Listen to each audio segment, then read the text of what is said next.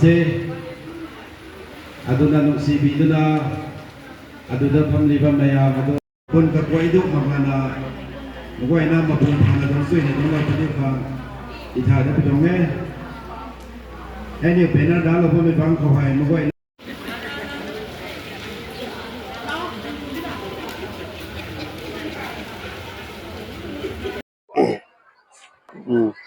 Hojik Manipur tholi wafam singa se masing tingam dana aikoi press briefing pire aduga Central India unabe abo unar government Manipur unabe abo unare adubu ngasi miyam gi wahang amdi miyam gi apam badudi phangdi aduga loina na Manipur da hanadigi leijari ba Central Security Force State Force leijari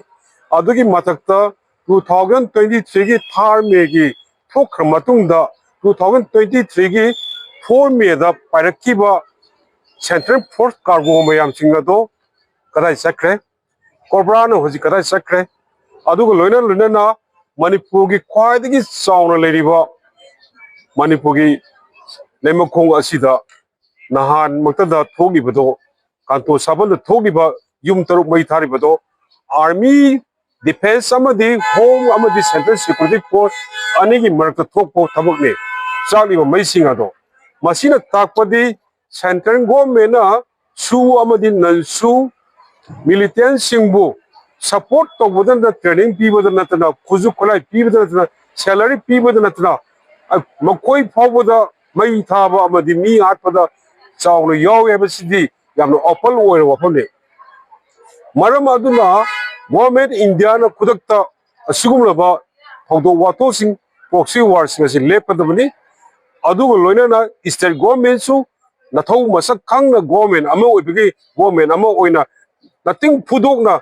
nandam asigi miyam amadi praja singi fundamental right punama kangadabani hojik miyam punama asuki mati ware idp singda miyoi kayamuk internet displacement pattern 60000 ni matak tenre miyoi kayamuk mentally harassed mentally problem lere miyoi kayamuk society miyoi kayamuk saba thakpo phangre IDP the not miyoi Manipur le biyam sing Manipuri miyam sing asuki mati wabda sentum putha bagi sangda asuki mati wangre mase punamak sing se largest democratic country ni law jeribe India amana aikoi gi state asibu 1914 19 na pudu loksun ka da mase sathar miyoi minai asira taglibadi kunai asida aikoi gi miyoi Manipuri miyam bu muthat na sathar pa lalong apong wal lalong amane haibese haiman ma thokte aduna Manipur miyam no hojikti kamen yamna pibagi matam loikre hojikti government India ma di government state ki mathakta Manipur miyam amadi loop mangana amuko poire amuba ko MSM loop mangana hojikti government mana tadraba state amadi center ki government asi mana tahan baglorena maron thukan baglorena hojikti angak ko mongda aikoi miyam lorena akan khongjeng changjin ba horani maramdi kari gino asuk chokhal laba matam asida aikoi iramdam ireba asibu miya nipung olandana aduga akoi aduga mi pharga hatpa amadi mi pharga akoi gi losal laga thamalliba punama singa sigi meron punama sigma thawdo singa se akoi loop mangana terrorism gi thabak terrorist singa se strongly condemn tawi kanabo ku khudamak mi khudimak masidagi yamna akanbo warning thamjari tawbiganu government India na support tawe napan tawganu maramdi nakoi su amdi nansu da leiba singna pithribi ase joi tong godam natte pithribi da leiba mi bilan nipar se hat no godam natte nakoi na nongmai ama nongmai maru khara drone khar pe ngahol laga nakoi na micham praja sing hat pa phaba mai thaba amadi khwati na hat pa adu loina khunai asida angak pomo amada chatharagniba proxy war ase khodak lek kodamne lek tabi yaroi miyam no hojik nakoi gi natak to onjil agani nakoi hojik khangbang ngamloi sima opali thamli aduga wan thok leitraba minister MLA sing na thok to wangangu center na khong phokno wangangu nonjar legada matamnate kanadraba MP ahum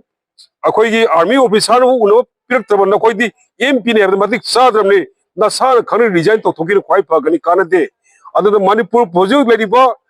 vote kariba amdi vote lepling liba kunumak nakoi kanano karino se Manipuri miyam khangi Manipur the political party Kudimona Manipur can give it can Busungam Manipur Miabra Amadi si Akoi Miam Amuku Amadi Miam Punamona can give him Actani Nasisu Kanaba Akoi ready lady Aduna Akoi Hena Akamba Nakoi the Paratam Birakani Madam Chexelo Madam the Miam Asuki Mati hiding later the pen de Warore Kunai Asimu Mutat Naba Mangan one of the Nakoi Taro Asawa Chilaga Changilaga Punamuxing say Akoi Miam and Nakoi Nasidi Democratic over Paramat Tambirakani Nakoi Wangang the Yaroi Nakoi Lepon the Yaroi Nakoina